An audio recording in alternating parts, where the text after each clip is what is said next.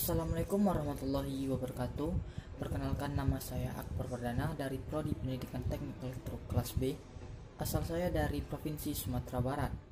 Halo, nama saya Ika Rifki Permana dari kelas PDEB dengan nomor induk mahasiswa 2007810. Assalamualaikum warahmatullahi wabarakatuh. Saya Arza Holana Mufta dari Pendidikan Teknik Elektro B dengan NIM 2004639. Asal saya dari Jakarta.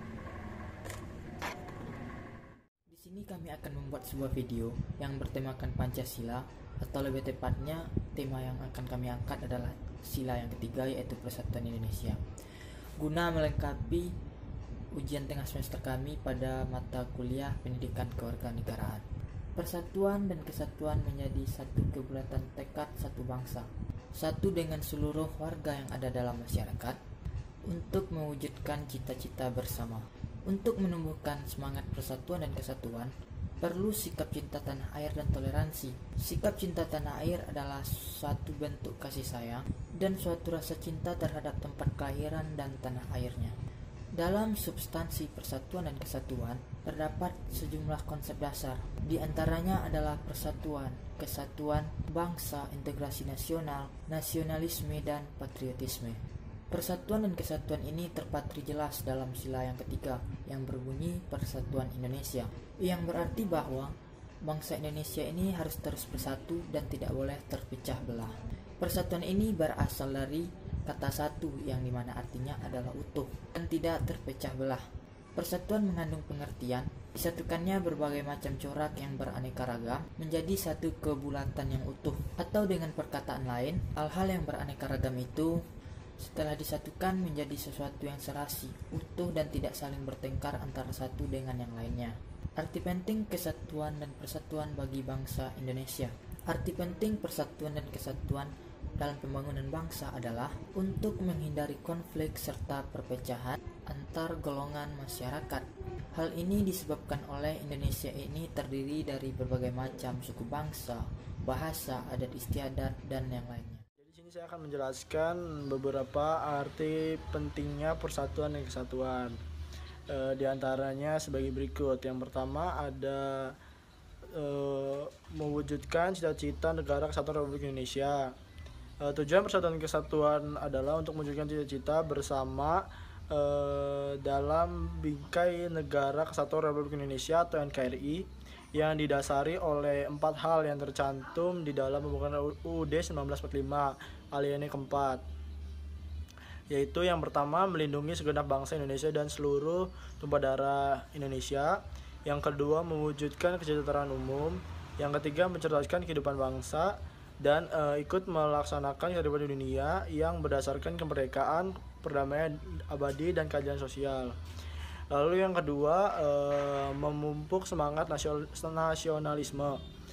Semangat nasionalisme adalah suatu sikap atau pemahaman dari individu atau kelompok dan masyarakat sebagai suatu bangsa yang memiliki keselarasan kebudayaan dan wilayah. Menurut KBBI atau Kamus Besar Bahasa Indonesia, nasionalisme adalah paham atau ajaran untuk mencintai bangsa dan negara sendiri.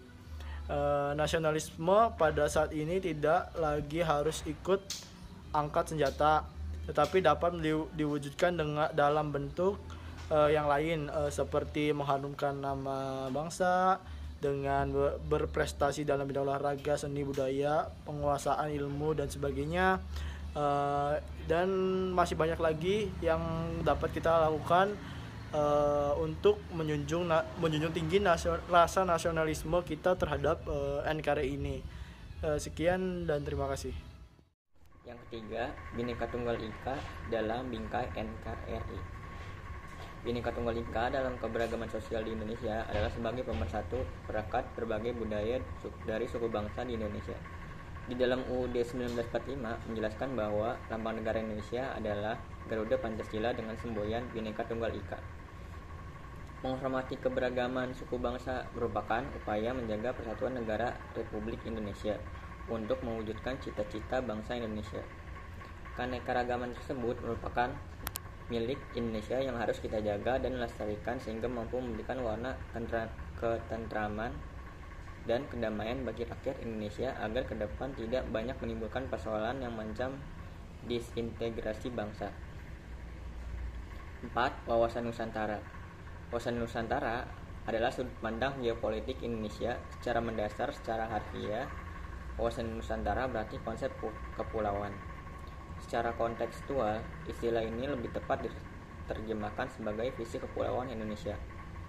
Wawasan Nusantara adalah cara bagi Indonesia untuk memandang dirinya sendiri secara geografis sebagai satu kesatuan antara ideologi, politik, ekonomi, sosial, kultural, serta masalah keamanan dan pertahanan.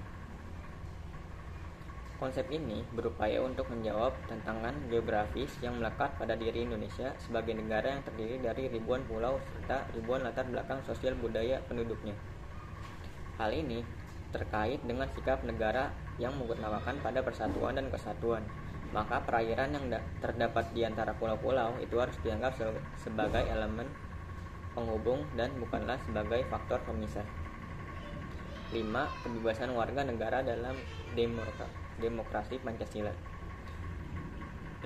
Demokrasi di Indonesia tercantum dalam Dasar Negara Pancasila, sila keempat, yakni kerakyatan yang dipimpin oleh hikmat kebijaksanaan dalam permusyawaratan perwakilan.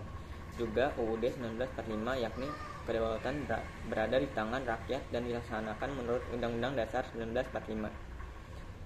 Demokrasi adalah suatu sistem bermasyarakat dan bernegara serta pemerintah memberikan penekanan pada keberadaan kekuasaan di tangan rakyat, baik dalam penyelenggaraan berada di tangan rakyat mengandung pengertian 3 hal, yaitu pemerintahan dari rakyat, pemerintahan oleh rakyat, dan pemerintahan untuk rakyat.